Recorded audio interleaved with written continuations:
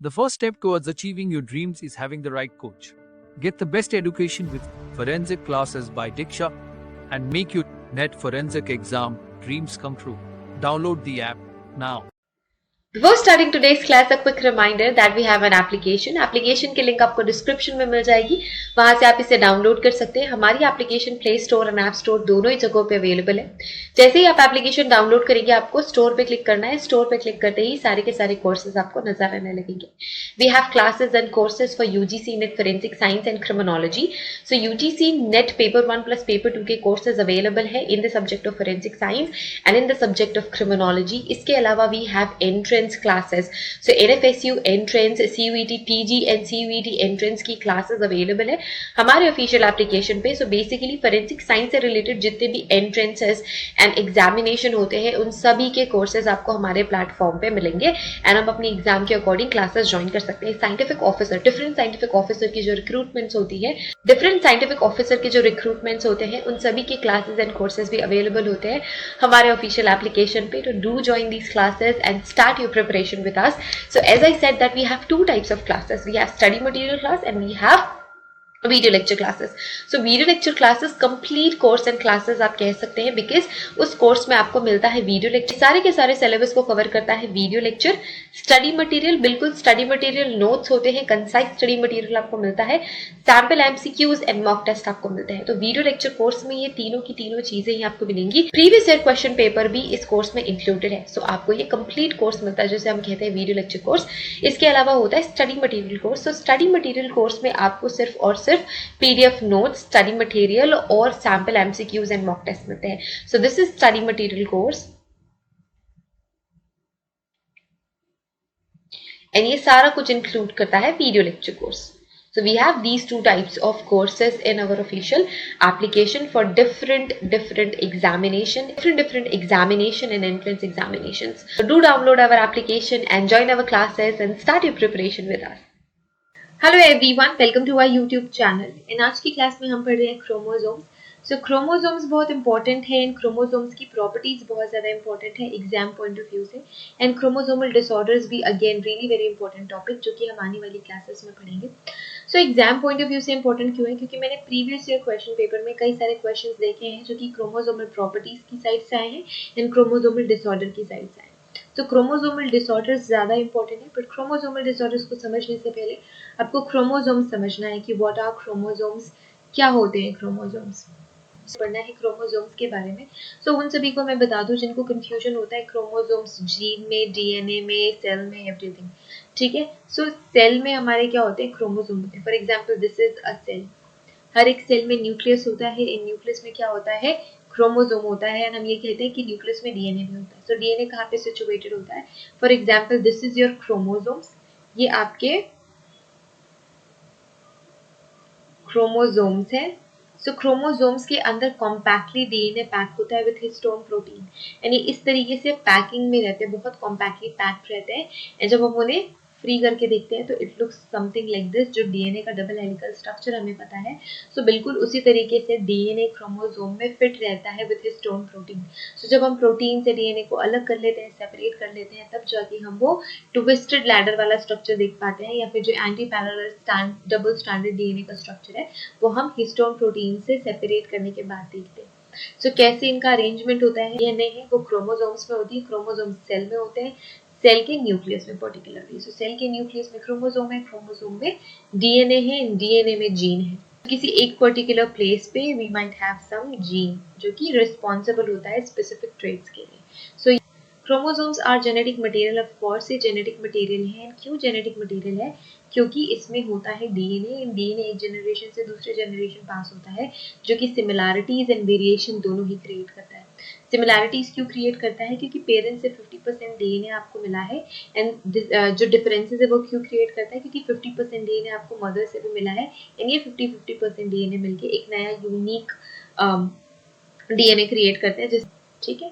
So chromosome is the genetic material. They are present in the nucleus. कहाँ पे present होते हैं? Nucleus में प्रेजेंट होते हैं.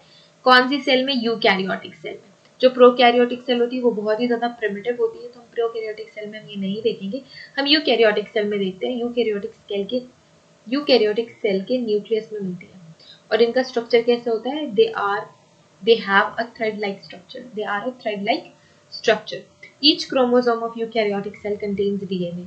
अब हर एक क्रोमोसोम जो है यूकैरियोटिक सेल का, इट कंटेन्स डीएनए, क्योंकि डीएनए से ही मिलके बने हुए होते हैं, एंड एसोसिएटेड प्रोटीन. कौन सा एसोसिएटेड प्रोटीन है, हिस्टोन एसोसिएटेड प्रोटीन है, यहाँ पे लिखा भी हुआ है the protein is known as histone. Histone protein होता है, ये जो आपको मॉलिक्यूल्स दिख रहे हैं ये हिस्टोन का प्रोटीन है, एंड इसके अराउंड में आपका डीएनए रैप्ड रहता है लाइक दिस, और ये कॉम्पैक्टली पैक्ड रहते हैं क्रोमोसोम में.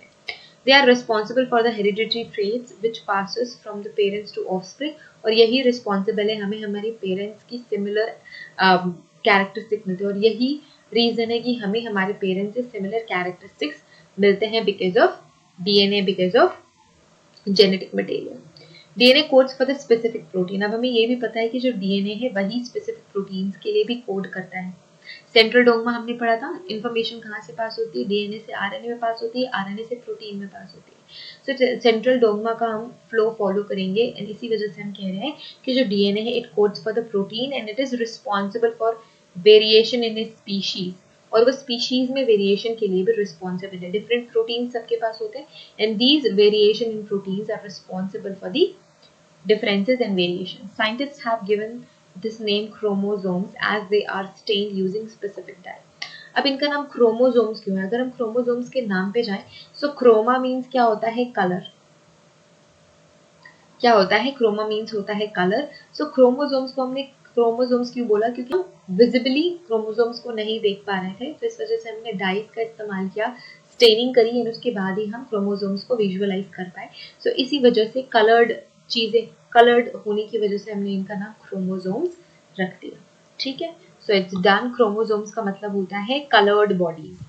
ओके, सो अगर कभी ऐसा क्वेश्चन आए कि क्रोमोसोम का लिटरल मीनिंग क्या है, so chromo means colour, somes means body, so coloured bodies को हम कहते हैं क्रोमोसोम्स.